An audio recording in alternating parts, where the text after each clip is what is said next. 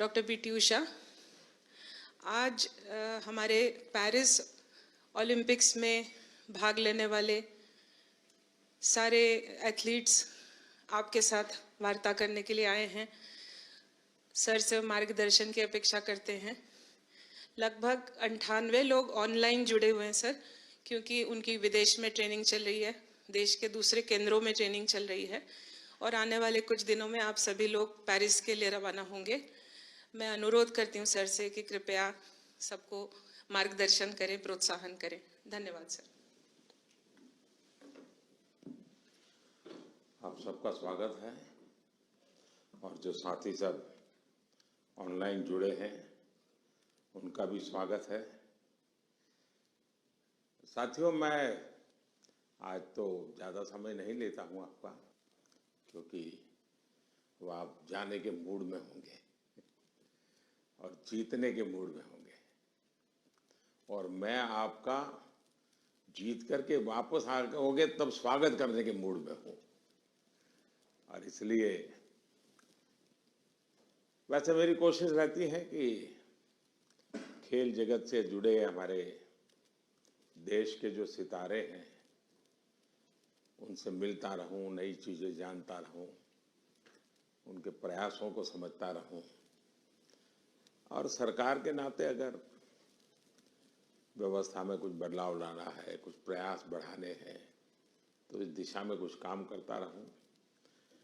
और मेरी कोशिश ये रहती है कि सबसे डायरेक्ट इंटरेक्शन करूं ताकि फर्स्ट हैंड इंफॉर्मेशन मिलती है। खेल का एक स्वभाव होता है जी, हर विद्यार्थी का जैसे रहता है, जब वो पेपर देने जाता है एग्जाम के लिए तो पूरे घर को ऐसा विश्वास देता है कि बस आप चिंता मत कीजिए, मैं रैंक लेकर के आने वाला हूं। और जब उसको तो पता चल जाता है एग्जामिनेशन में कि क्या हो रहा है, क्या कर पाएगा, ठीक गया नहीं गया, तो निकलते ही शुरू कर देता है। पंखे की आवाज बहुत आ रही थी, खिड़की खुली थी तो मजा नहीं आ रहा था, टीचर बार बार मेरी तरफ देखते थे। तो आपने देखे होंगे ऐसे स्टूडेंट्स, उनके पास बहुत सारे बहाने होते हैं और हमेशा वो परिस्थितियों को दोष देते हैं और ऐसे लोगों की कभी जीवन में प्रगति नहीं होती है। वो बहाने बजाने में मास्टर हो जाते हैं लेकिन प्रगति नहीं कर पाते। लेकिन मैंने देखा है कि मैं कई खिलाड़ियों को जानता हूं, वे कभी भी परिस्थितियों को दोष नहीं देते। वो हमेशा कहते हैं कि जी मुझे वो टेक्निक मेरे लिए नई थी, वो जो करता था मैंने अंदाज नहीं लगाया कि वो भी एक तरीका हो सकता है। कहने का तात्पर्य है कि दोस्तों, हम खेलने के लिए जा रहे हैं, हम अपना बेस्ट परफॉर्मेंस के लिए जा रहे हैं, लेकिन ओलंपिक सीखने का भी बहुत बड़ा मैदान होता है। अब तो एक तो मैं अपना खेल खेलूं और टेलीफोन करके सबको बताता रहूं, देखिए आज ऐसा रहा वैसा रहा।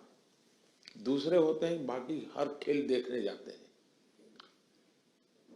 फलाना देश कैसे खेल रहा है, टिकना देश कैसे खेल रहा है, और वो चीजों को पूरी तरह ऑब्जर्व करता है, कोशिश करता है एब्सॉर्ब करने की और आकर के अपने कोच को भी बताया कि यार भाई मैंने देखा उसने तो बड़ा कमाल कर दिया था लास्ट मोमेंट, अब मुझे भी बताइए वो क्या टेक्निक थी। कभी उस वीडियो को लेकर के 10 बार देखता है कि उसने कैसे उसको पलटा था। तो इन्हें जो सीखने की वृत्ति से काम करता है उसके लिए सीखने के बहुत अवसर होते हैं।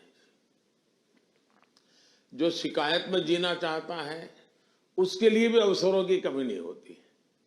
दुनिया के समृद्ध समृद्ध देश भी, उत्तम से उत्तम सुविधाओं के साथ आए हुए लोग भी शायद शिकायत करते हुए नजर आएंगे, और हमारे जैसे देश के लोग जाते हैं, कई कठिनाइयां होती है, बहुत सी असुविधाएं होती है, लेकिन दिल में उसके मन में रहता है मेरा देश, मेरा तिरंगा झंडा, और इसलिए वो कठिनाइयों को, असुविधाओं को बिल्कुल साइड में रखता है, वो अपने मिशन के लिए लग जाता है। और इसलिए साथियों, मुझे पक्का विश्वास है कि इस बार भी खेल के मैदान में आप भारत का नाम रोशन करके आएंगे। जो पहली बार जा रहे हैं, जिनको ओलंपिक में जाने का पहला मौका मिल रहा है, ऐसे कौन कौन है?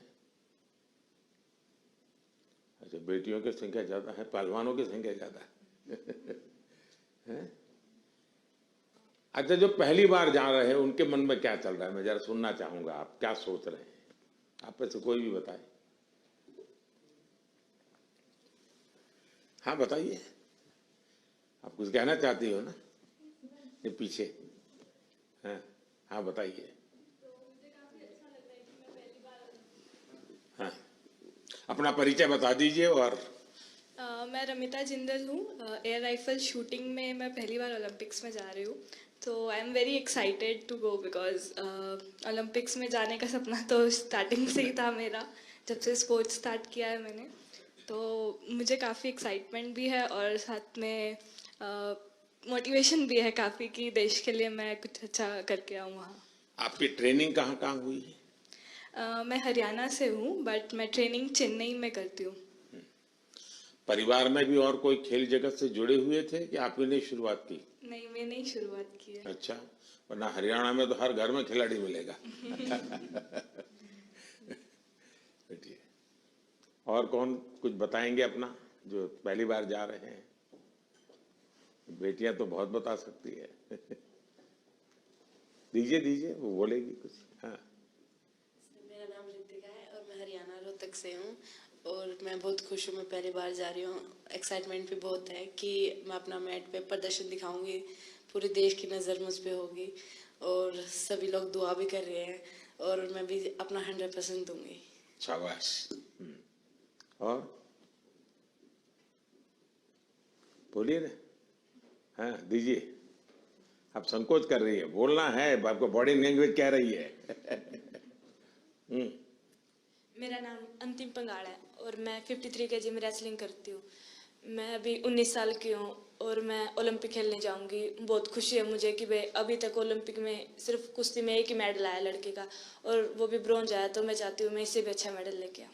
शाबाश। अच्छा, आप में से 18 से भी कम उम्र के कौन कौन है जिनकी एज 18 से कम है?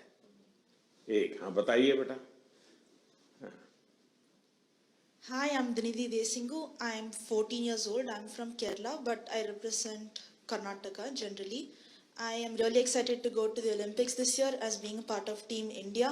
It's a great honor and a great privilege that I got to be a part with such an amazing team this year. I know that it's just the start of my journey, and I know that there's a long, long way to go for me and for all of us over here. I hope that we all make our country proud, and I hope that we come back with great achievements and lifetime goals. Wish all the best. अच्छा, जो लोग 3 बार से ज्यादा बार Olympic में गए हैं, ऐसे कौन कौन है? More than 3 times. हाँ, जरा उनसे सुनेंगे। हाँ, मोर देन 3 टाइम्स। हाँ बताइए। हाँ, कहिए, झारखंड वालों को तो छूट है कुछ भी बोलने की। नमस्ते सर, मेरा नाम दीपिका कुमारी है, मैं आरजे को रिप्रेजेंट करती हूँ। सर बहुत खुशी है और कि ये चौथा ओलंपिक है मेरा और मैं बहुत एक्साइटेड हूँ और ये काफ़ी एक्सपीरियंस है, तो मैं उस एक्सपीरियंस को चाहूँगी कि उस एक्सपीरियंस को यूज़ करूँ और उसी जोश और उसी कॉन्फिडेंट के साथ रिप्रेजेंट करूँ और अपना 200% दूँ। Thank you sir. अच्छा, आप जो यहाँ नए खिलाड़ी पहली बार जा रहे हैं, उनके लिए क्या संदेश देगी, जो पहली बार जा रहे हैं इस टीम में? सर मैं बोलूँगी कि डेफिनेटली कि एक्साइटमेंट बहुत ज़्यादा होता है, बट मैं उनको बोलूँगी कि उस चकाचौंध में वो ना घुसे, जितना हो सके वो खुद पे फोकस करे और इंजॉय करें, पर पूरे फोकस के साथ, पूरे सेल्फ कॉन्फिडेंस के साथ। और मैं ये बोलूँगी कि मेडल जीतना है, उसके पीछे ना भागे, वो परफॉर्म करे, अच्छा परफॉर्म करे ताकि मेडल उनके पास आए। अब 3 बार आप हो आई, पहली बार गई, उसमें कुछ सीखा होगा, कुछ आपने आकर के उसको प्रैक्टिस किया होगा। दूसरी बार गई, कुछ और सीखा होगा। मैं जान सकता हूं कि आपने ऐसा कौन सी चीजें नई एडॉप्ट की जिसके कारण आपका कॉन्फिडेंस भी बढ़ा है और आपको लगता है कि आप देश को कुछ दे पाओगे?